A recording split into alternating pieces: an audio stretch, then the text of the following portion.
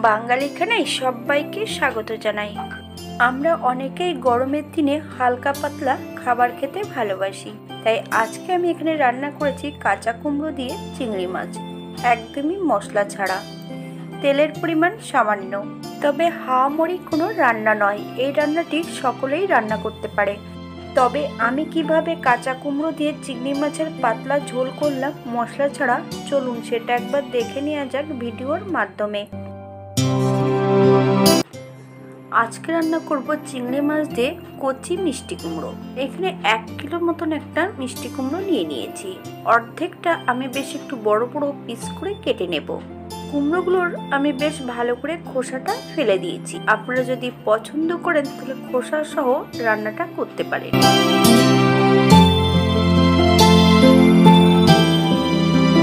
এই পর্যায়ে রেখেছি 250 গ্রাম চিংড়ি মাছ। চিংড়ি মাছগুলোর খোসাটা পরিষ্কার করা নেই। সম্পূর্ণ মাছগুলোর আমি খোসাটা পরিষ্কার করে নেব। সম্পূর্ণ মাছের আমি খোসাটা পরিষ্কার করে নিয়েছি। আপনারা আপনাদের পছন্দ মতন চিংড়ি মাছের খোসা পরিষ্কার করে নেবেন। 3 থেকে 4 বার জল পাল্টিয়ে বেশ ভালো করে ধুয়ে নিতে হবে।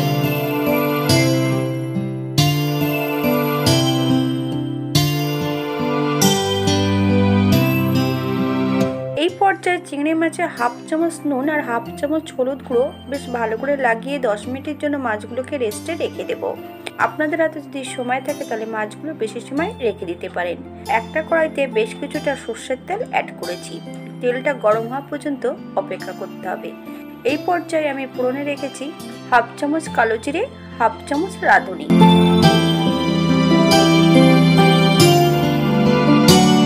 ফোড়ন থেকে সুগন্ধ বেরোলে সম্পূর্ণ মিষ্টি কুমড়ো আর অর্ধেকটা টমেটো আমি এই পর্যায়ে অ্যাড করব। মিডিয়াম আঁচে 3 থেকে 4 মিনিটের মতন বেশ ভালো করে নেড়ে চেড়ে নিতে হবে।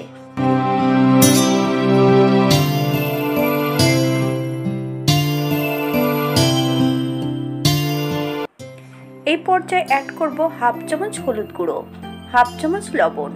আপনার স্বাদ অনুসারে লবণটা অ্যাড করবেন। 2 থেকে 3 মিনিটের মতন আবারও আমি মিডিয়াম আঁচে বেশ ভালো করে নেড়ে নেব। এই রান্নাটিতে আমি কোনো বাটা মশলা বা গুঁড়ো মশলা অ্যাড করিনি। আপনারা যদি পছন্দ করেন তাহলে বাটা অথবা গুঁড়ো মশলা অ্যাড করতে পারেন।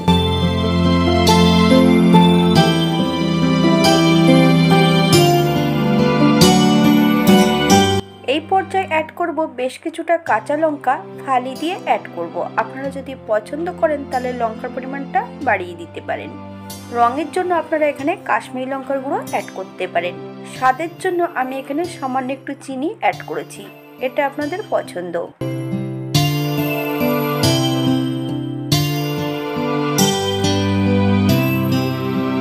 এই পর্যায়ে সম্পূর্ণ মাছগুলো অ্যাড করতে হবে।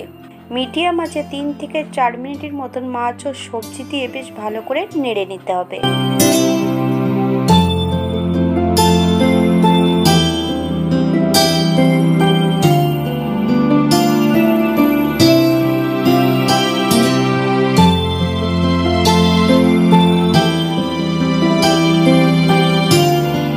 এই পর্যায়ে অ্যাড করতে হবে 1 চামচ গ্রেট করা আদা। আপনারা যদি পছন্দ করেন তাহলে পরিমাণে বাড়িয়ে দিতে পারেন। 1 থেকে 2 মিনিটের মতন বেশ ভালো করে নেড়ে চেড়ে নিতে হবে।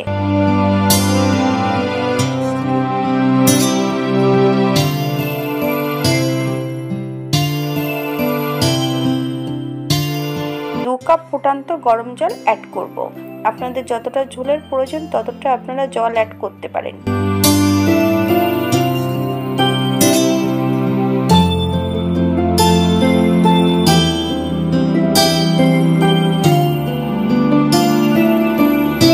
হালকা হাতে বেশ ভালো করে নেড়ে চেড়ে মিশিয়ে দিতে হবে।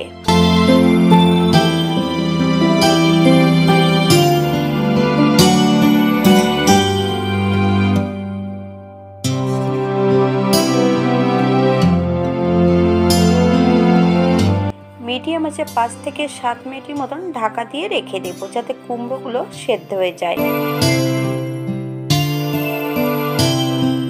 7 মিনিট পর হালকা হাতে একটু নেড়ে চেড়ে নিতে হবে।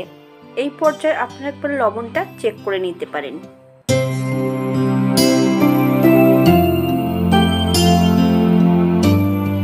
এই পর্যায়ে গ্যাসের ফ্লেমটা অফ করে দিতে হবে। 5 মিনিটের জন্য স্ট্যান্ডিং টাইম দিতে হবে, তারপর সার্ভ করব।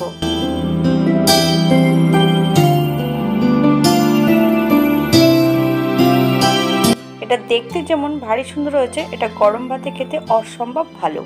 আমি এখানে তেল যতটা ব্যবহার করেছি, আপনারা এর থেকে তেল কম বেশি করে নিতে পারেন। আপনারা যদি পেঁয়াজ রসুন পছন্দ করেন তাহলে অ্যাড করতে পারেন। বাড়িতে একবার একই পদ্ধতিতে বানিয়ে নেবেন। আজকের ভিডিওটি এই পর্যন্ত। সবাই সুস্থ থাকবেন, ভালো থাকবেন।